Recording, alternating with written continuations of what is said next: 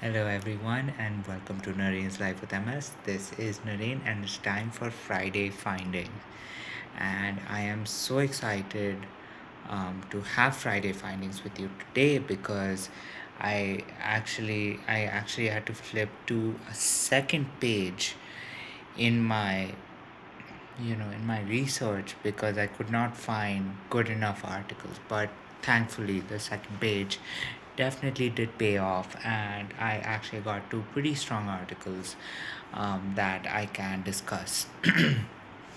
Now, both of these articles are two different studies that happened with two different populations in two different countries of course, MS patients, but both of these do share some very interesting information. And uh, considering that both of these stories are coming from this I think from the same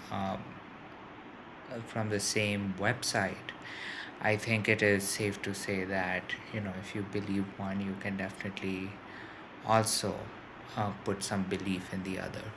But of course, both of these do share some very interesting factors and do share some very interesting information, which does sh- which really shows what all has been done.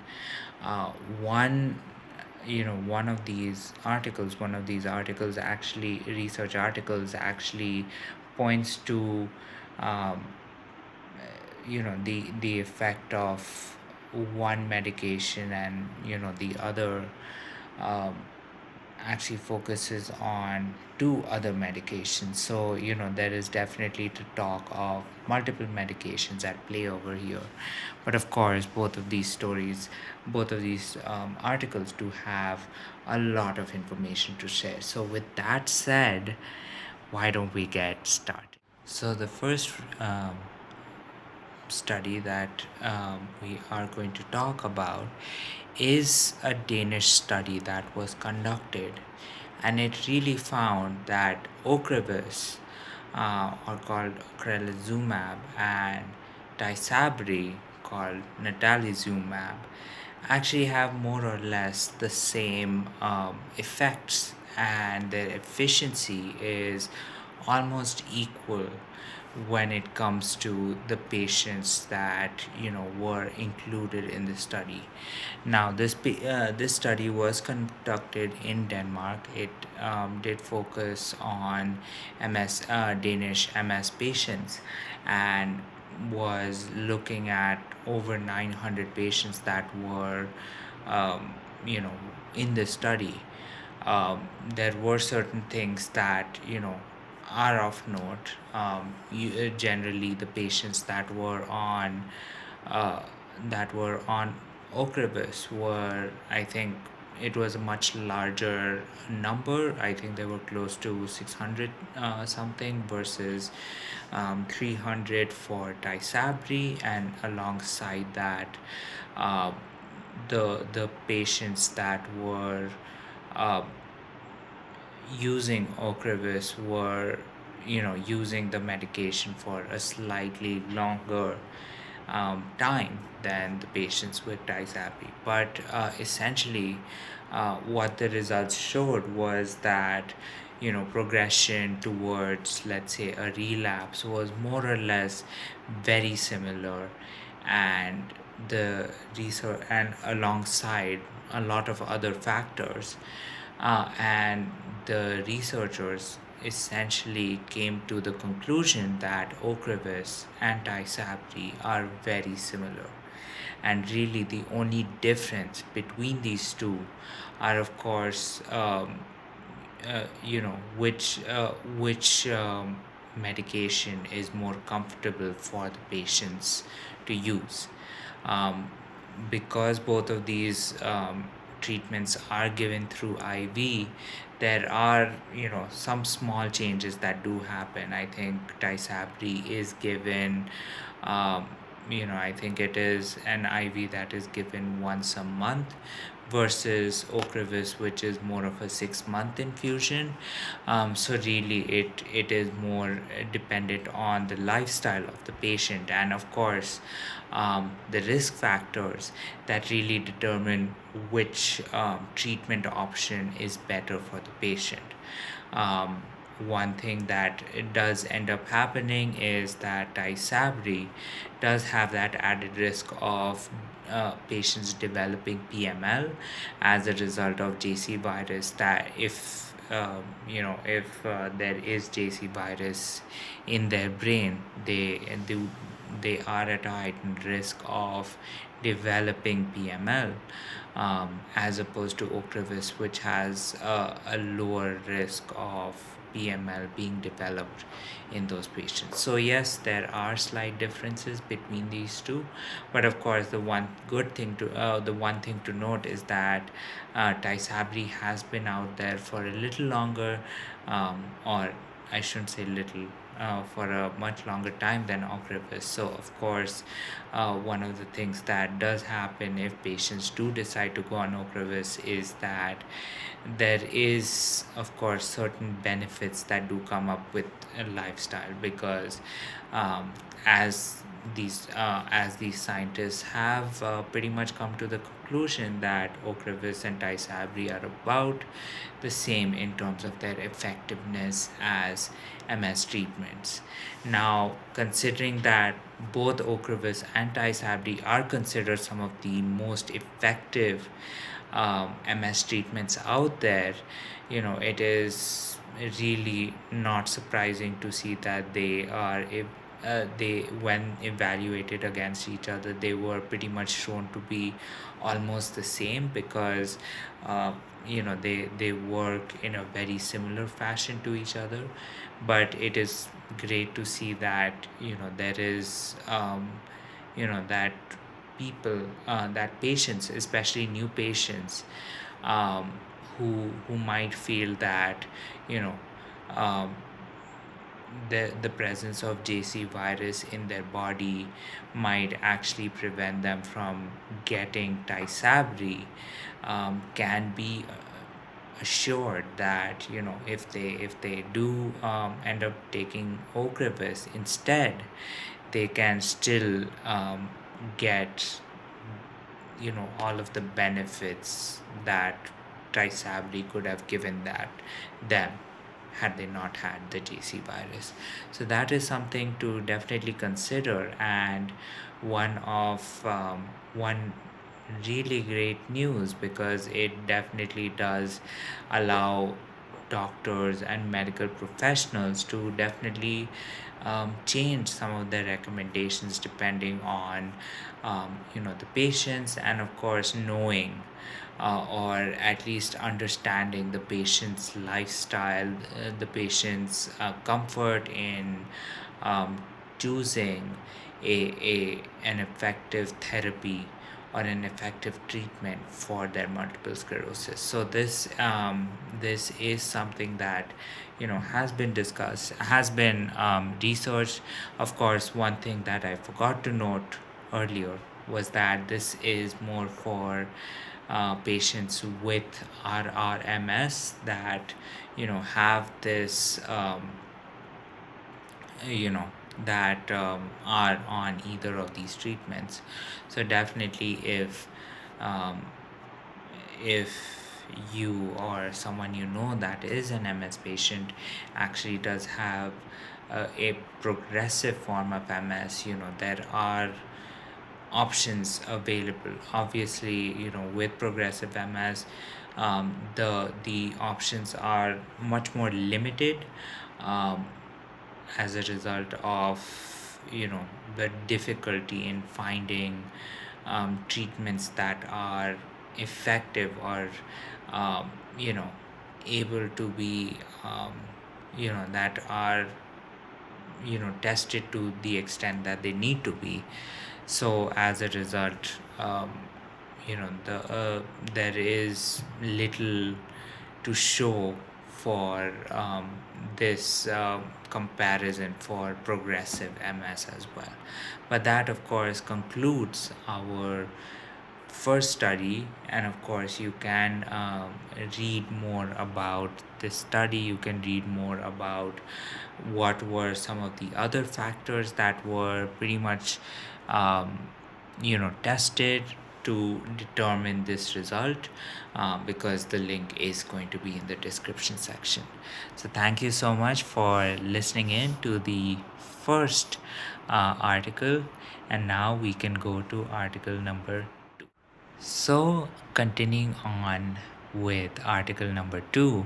Now, this one is very interesting, and I think that this one also has a lot of information for people who are, not only, growing with MS, but of course, considering that MS does end up, showing for most people later on in life, or usually in their middle, sort of their uh, more midlife time, in between their 20s and 40s.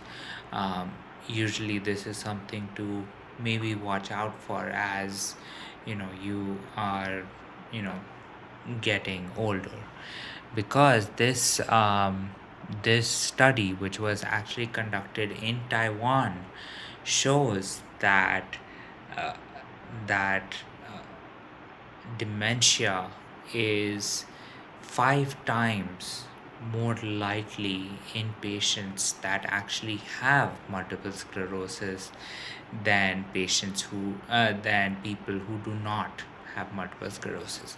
Now, what does that essentially mean? It just means that there is a higher risk of you developing dementia, and more importantly, the neurodegenerative dementia, which is called Alzheimer's, as a result of you actually having MS.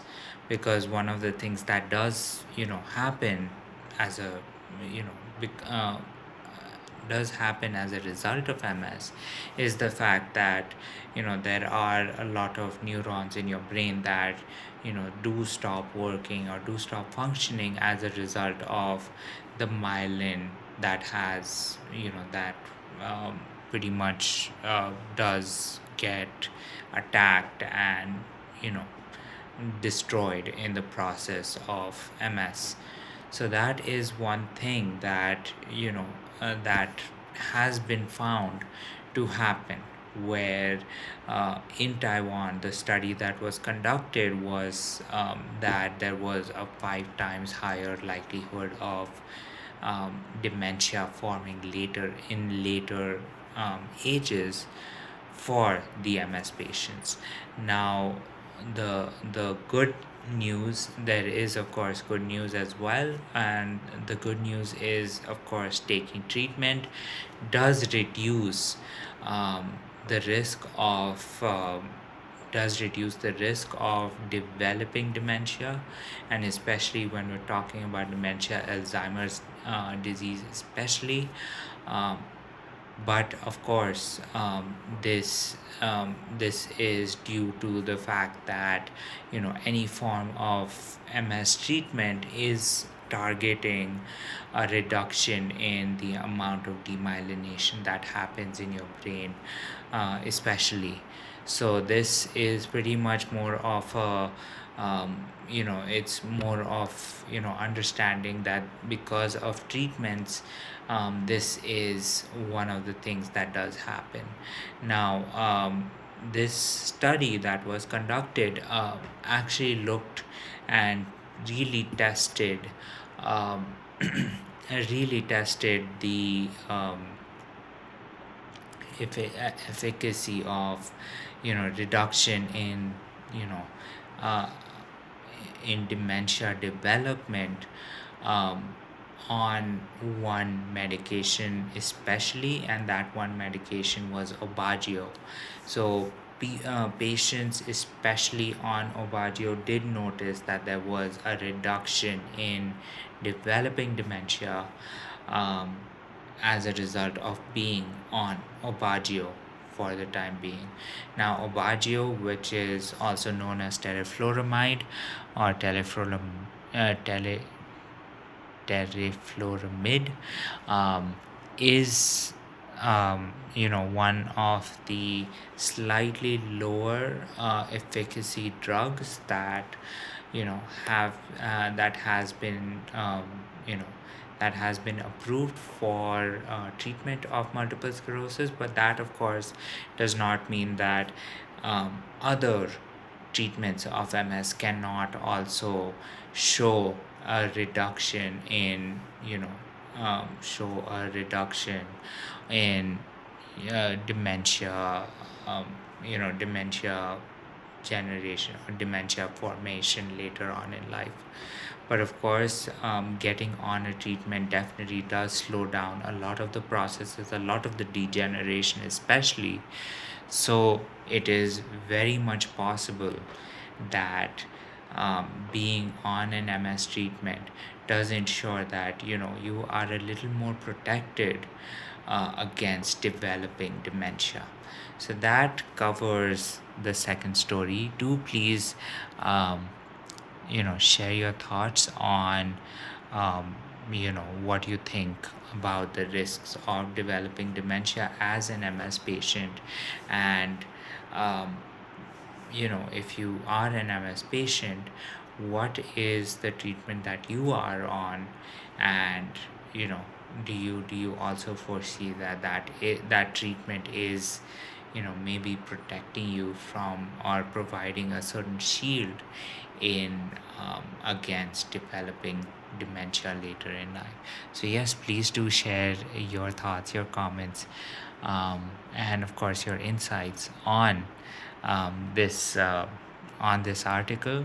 And of course, if you do want to read this article, read more about what this article was focusing on, you can of course check it out on through the link that is in the description of this video. So thank you so much for listening in to the second study. So with these two studies, I hope you did find them interesting, because one of the things that did end up happening was I really thought today was going to be the day that I begin another series, just as a backup of not finding news articles to talk about on Friday. So I'm very excited that I did end up finding these two articles, and of course both of these articles are very interesting, and of course do end up um, showing a lot of information that can prove beneficial to a lot of patients, especially new patients. So we definitely do definitely have a lot of things to think about, a lot of things to discuss. And of course, considering that these are probably studies that have recently been conducted, there definitely will be a lot of follow-up information, a lot of follow-up studies that will be eventually conducted to pretty much add more numbers, add more information into all of these, into either of the studies or the articles that I talked about today. So yes, please do share your thoughts, please do share your insights, please do share your opinions on what you think about these two articles that I discussed today, because it is very important for me to start that conversation. And of course, considering it is Friday, I do want to wish you a very happy weekend. I hope you are all ready for the weekend. Um, and honestly, to be able to say that this was the last Friday of February did end up going by very, very fast. But I do hope that you found February to be a pretty interesting month to be in, considering all of the things that happened. So yes, with that said, I do want to wish you a good night, a sweet dreams, and I will talk to you tomorrow. Bye.